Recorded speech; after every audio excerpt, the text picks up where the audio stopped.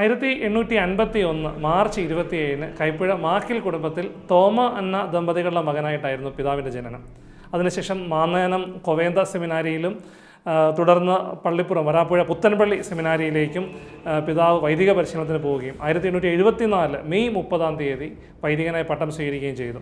പിന്നെ പിതാവിൻ്റെ ജീവിതത്തിലെ മറ്റു പ്രധാനപ്പെട്ട കാര്യം 1896 അദ്ദേഹം ചങ്ങനാശ്ശേരി വികാരി അപ്പസ്തോലിക്കായിട്ട് നിയമിതനായി. തുടർന്ന് ഞാൻ നേരത്തെ സൂചിപ്പിച്ച പോലെ 1911 ജ്ഞാനായ കത്തോലിക്കർക്ക് മാത്രമായിട്ട് രൂപീകൃതമായ കോട്ടയം വികാരിയത്തിൻ്റെ ആദ്യത്തെ വികാരി അപ്പസ്തോലിക്കായിട്ടും അദ്ദേഹം ചുമതലയേറ്റു. 1914 ജനുവരി 26 പിതാവ് ദിവംഗതനായി. കോട്ടയം ഇടയ്ക്കാട് കത്തീഡ്രൽ ദേവാലയത്തിലാണ് പിതാവിനെ ഖബറടക്കിയത്. തുടർന്ന് 2009 ജനുവരി 26 പിതാവിനെ ദൈവദാസനായിട്ട് പ്രഖ്യാപിക്കുകയും ചെയ്തു. പിതാവിൻ്റെ കാലത്താണ് വിശ്വാസ പരിശീലനത്തിന് എത്രയേറെ പ്രാധാന്യം ലഭിച്ചത്. വേദപഠനം സർവ്വപ്രധാനമായിട്ട് കണ്ട മെത്രാനായിരുന്നു മാത്യു മാക്കിൽ പിതാവ്.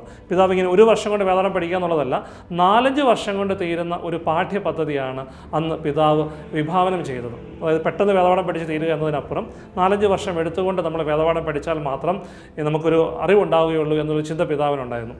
കൂടാതെ പിതാവ് വളരെ സ്ട്രിക്റ്റായിട്ട് പറഞ്ഞ മറ്റൊരു കാര്യമുണ്ട്, വേദപാഠ പരീക്ഷകൾ വേണം. പഠിച്ചാൽ മാത്രം പോലെ ഈ പഠിച്ചു എന്നുള്ളതിന് തെളിയിക്കാൻ അല്ലെങ്കിൽ അതിനൊരു ബോധ്യം ലഭിക്കുവാൻ നമ്മൾ വേദപാഠ പരീക്ഷകൾ നടത്തണം. അതുപോലെ വിവാഹപ്രായമെത്തിയവർ നിർബന്ധമായിട്ടും ക്രിസ്തീയ വേദോപദേശ സംക്ഷേപം പഠിച്ചിരിക്കണം എന്നുള്ള ഒരു നിർബന്ധം പിതാവിൻ്റെ കാലത്തുണ്ടായി. നിങ്ങൾക്കറിയാമല്ലോ, നമ്മുടെയൊക്കെ വീടുകളിൽ ഈ നമ്മൾ സൂക്ഷിക്കുന്ന ഒരു പ്രാർത്ഥനാ പുസ്തകമാണല്ലോ ഈ ക്രിസ്തീയ വേദോപദേശ സംക്ഷേപം. ഇത് ആദ്യകാലത്ത് എറണാകുളത്ത് നിന്ന് ഇവിടെ കൊണ്ടുവരികയും പിന്നെ ചങ്ങനാശ്ശേരിയിൽ തന്നെ അത് പ്രസിദ്ധീകരിക്കാനുള്ള ക്രമീകരണങ്ങളൊക്കെ തന്നെ പിതാവ് നടത്തി. ഇതൊരു വിശ്വാസ പരിശീലനത്തിൽ പിതാവിൻ്റെ ഒരു വലിയ ഇടപെടൽ അല്ലെങ്കിൽ ആ പിതാവിൻ്റെ ബോധ്യം പിതാവ് കൃത്യമായിട്ട് നടപ്പിലാക്കി എന്നതിനുള്ള സൂചനയാണ്.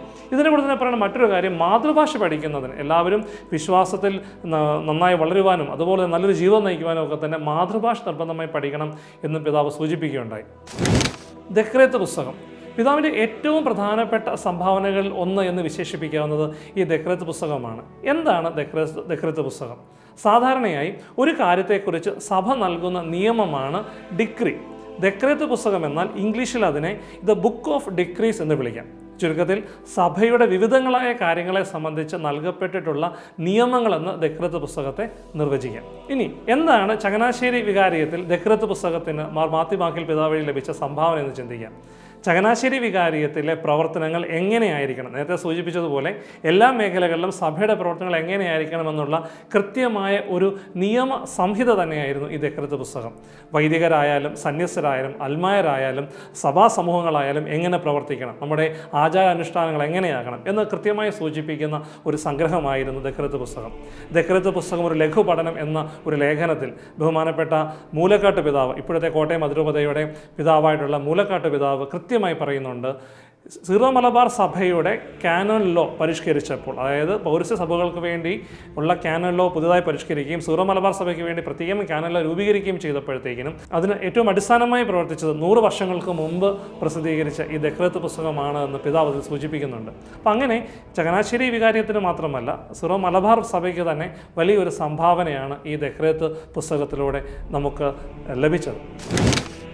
വിസിറ്റേഷൻ സഭ സ്ഥാപിച്ചത് അഭിവന്യ മാത്യു മാക്കിൽ പിതാവാണ്.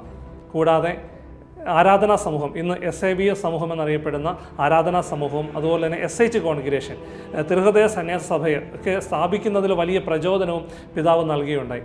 ഇതിനെക്കുറിച്ച് പറയുന്നത്, ആരാധനാ സമൂഹത്തിൻ്റെ സ്ഥാപനത്തിൻ്റെ പിന്നിൽ പ്രചോദന ശക്തിയായി മാറിയ പിന്നീട് ചങ്ങനാശ്ശേരി രൂപതയുടെ മെത്രാനായി മാറിയ തോമസ് കുര്യാളശ്ശേരി പിതാവ് കൃത്യമായിട്ടുള്ള ഒരു വിലയിരുത്തലിന് ശേഷം ശാന്താളമ്മയ്ക്ക്, അതായത് വല്ലയിൽ ഫിലോമിന മാത്യു എന്നായിരുന്നു ശാന്താളമ്മയുടെ പഴയ പേര്, ശാന്താളമ്മയ്ക്കും മറ്റുള്ളവർക്കും ശിരോവസ്ത്രം നൽകുവാൻ പിതാവിനോട് ആവശ്യപ്പെടുകയും അങ്ങനെ പിതാവ് ഈ ആരാധനാ സന്യാസ സമൂഹത്തിൻ്റെ ആരംഭം എന്ന രീതിയിൽ ഇവർക്ക് ശിരോവസ്ത്രം നൽകുകയും ആ രീതിയിൽ ഒരു വലിയ സന്യാസ സഭയുടെ ആരംഭം കുറിക്കുകയും ചെയ്തു എന്നുള്ളതാണ്.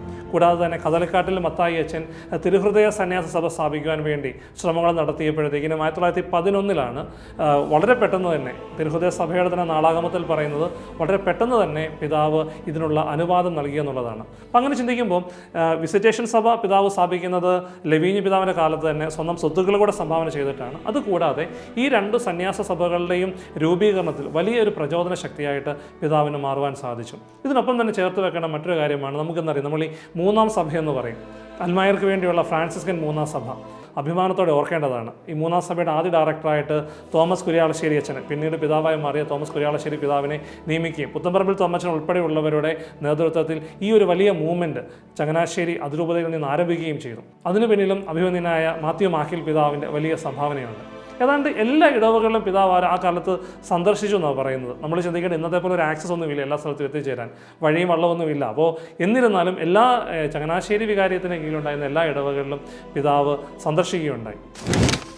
ദേവദാസൻ മാത്യു പിതാവിൻ്റെ ഇടയലേഖനങ്ങൾ എന്ന ഒരു ലേഖനത്തിൽ പ്രൊഫസർ മാത്യു ഉലകന്തറ പറയുന്നതനുസരിച്ച് കൃത്യമായി 41 ഇടയലേഖനങ്ങൾ പിതാവ് പ്രസിദ്ധീകരിച്ചു എന്നുള്ളതാണ്. 36 എണ്ണം ചങ്ങനാശ്ശേരി വികാരിയത്തിൻ്റെ വികാരി അപ്പസ്തോലിക ആയിരിക്കുമ്പോഴും 5 എണ്ണം കോട്ടയത്തെ ചുമതലയേറ്റതിന് ശേഷം, അങ്ങനെ 41 എണ്ണം 1897 മുതൽ 1914 വരെയുള്ള കാലഘട്ടത്തിൽ പിതാവ് 41 ഇടയലേഖനങ്ങൾ പ്രസിദ്ധീകരിച്ചു. വിശ്വാസ പരിശീലനത്തെക്കുറിച്ച്, സഭയുടെ മുന്നോട്ടുള്ള നീക്കത്തെക്കുറിച്ച് ഒക്കെ കൃത്യമായിട്ട് പിതാവ് അതിൽ വിശേഷിപ്പിക്കുന്നുണ്ട്. പിതാവിൻ്റെ ഈ 41 ഇടയലേഖനങ്ങളും ഈടിട്ട് ലേഖനങ്ങളാണ്, നമ്മൾ ആഴമായ പഠനത്തിന് വിധേയമാക്കേണ്ടതാണ്. എന്നിരുന്നാൽ കൂടെ ഒരു ലേഖനം മാത്രം ഞാനൊന്ന് പരാമർശിക്കുകയാണ്. 1899 6ാമത്തെ ഇടയലേഖനം. അത് മദ്യപാനത്തിനെതിരെ അതിശക്തമായ നിലപാടെടുത്തുകൊണ്ടുള്ള ഒരു ഇടയലേഖനമായിരുന്നു.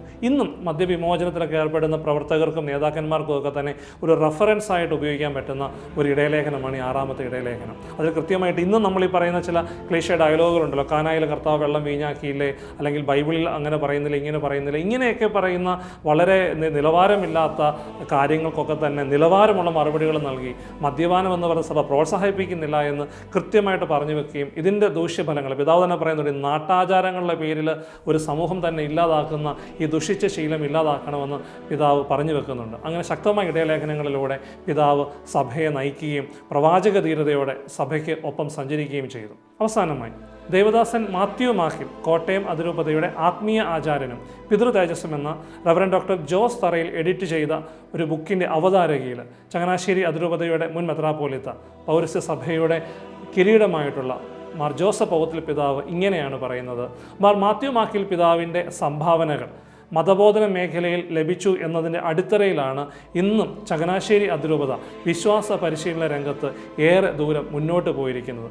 അതുപോലെ തന്നെ തിരുവിതാംകൂറിൽ, പ്രത്യേകിച്ച് മധ്യ തിരുവിതാംകൂറിൽ മാത്യു മാക്കിൽ പിതാവ് ആരംഭിച്ച വിദ്യാഭ്യാസ സ്ഥാപനങ്ങൾ അന്നു തന്നെ നമ്മുടെ സാമൂഹിക മണ്ഡലങ്ങളിൽ വലിയ സംഭാവന നൽകുകയും സമൂഹത്തിൻ്റെ മുന്നിലുള്ള വളർച്ചയ്ക്ക് സഭയെ സഹായിക്കുകയും ചെയ്തുവെന്ന് പൗത്യ പിതാവ് പറഞ്ഞു വെക്കുന്നുണ്ട്.